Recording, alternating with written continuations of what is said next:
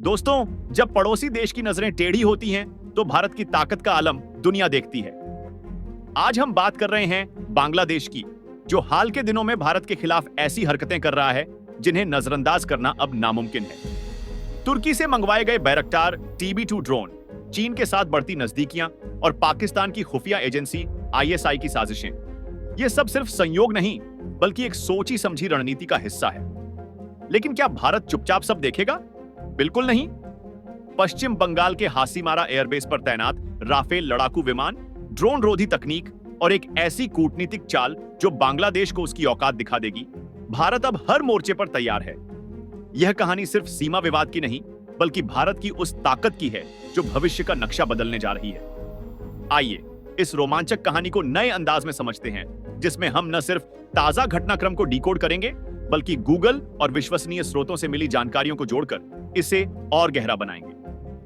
तैयार हैं इस भू राजनीतिक थ्रिलर का हिस्सा बनने के लिए? तो चलिए शुरू करते हैं। भारत और बांग्लादेश के रिश्ते कभी दोस्ती की मिसाल थे, लेकिन हाल के महीनों में यह दोस्ती दरकती नजर आ रही है।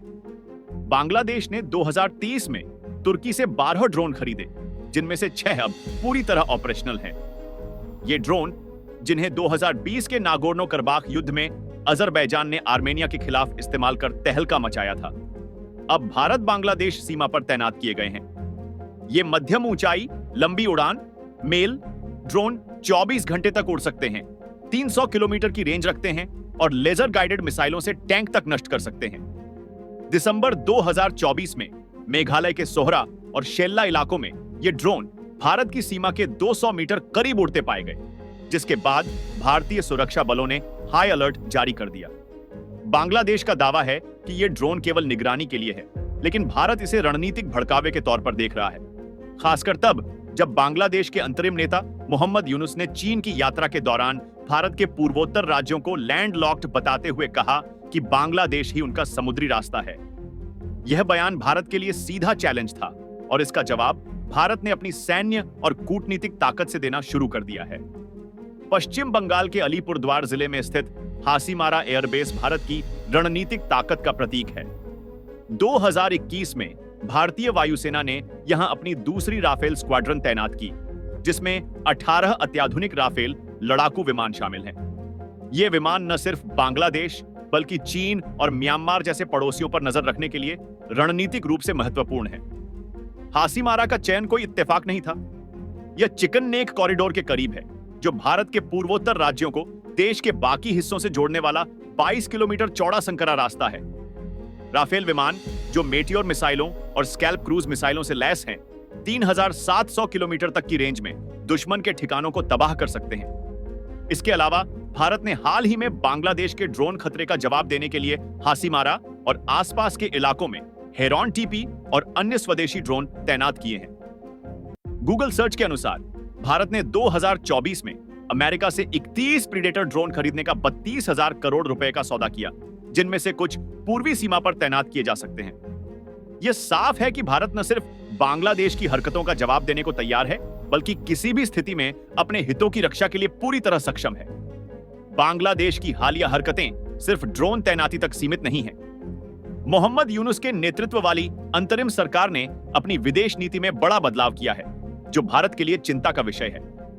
यूनुस ने 2024 में चीन की यात्रा के दौरान belt and road initiative BRI में शामिल होने और हिंद महासागर में चीन के साथ सहयोग बढ़ाने की बात कही। इसके अलावा बांग्लादेश ने तुर्की से न सिर्फ ड्रोन, बल्कि 26 तुल पर लाइट टैंक खरीदने की योजना बनाई है, जो दलदली और जटिल इलाकों में युद्ध के लिए डिजाइन किए गए हैं। सबसे खतरनाक बात यह है कि बांग्लादेश में पाकिस्तान की खुफिया एजेंसी ISI की गतिविधियां बढ़ी हैं। रंगपुर जैसे इलाकों में आतंकी प्रशिक्षण शिविरों की खबरें और पाकिस्तानी एजेंट्स की मौजूदगी ने भारत को सतर्क कर दिया है। रंगपुर, जो चिकन नेक से सिर्फ 150 किलोमीटर दूर है, रणनीतिक रूप से इतना महत्वपूर्ण है कि अगर यह इलाका अस्थिर हुआ तो भारत के पूर्वोत्तर राज्यों की कनेक्टिविटी खतरे में पड़ सकती है।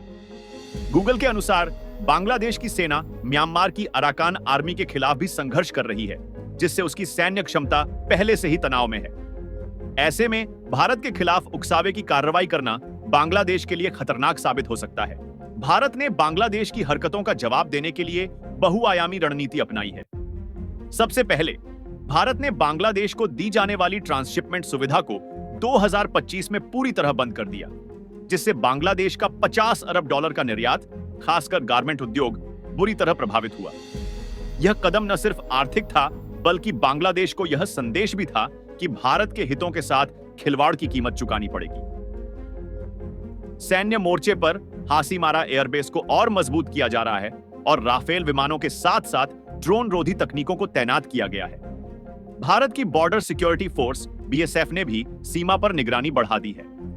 कूटनीतिक स्तर पर भारत दक्षिण पूर्व एशिया के देशों जैसे म्यांमार, थाईलैंड और इंडोनेशिया के साथ अपने रिश्तों को मजबूत कर रहा है, ताकि बांग्लादेश अगर चीन की गोद में चला जाए तो भारत के पास वैकल्पिक व्यापार और कनेक्टिविटी रास्ते तैयार हों।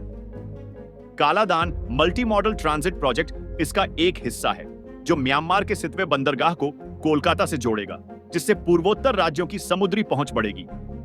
गूगल सर्च के अनुसार इस प्रोजेक्ट पर 2024 तक 7,000 करोड़ रुपए से ज्यादा खर्च हो चुके हैं और यह 2026 तक पूरा हो सकता है।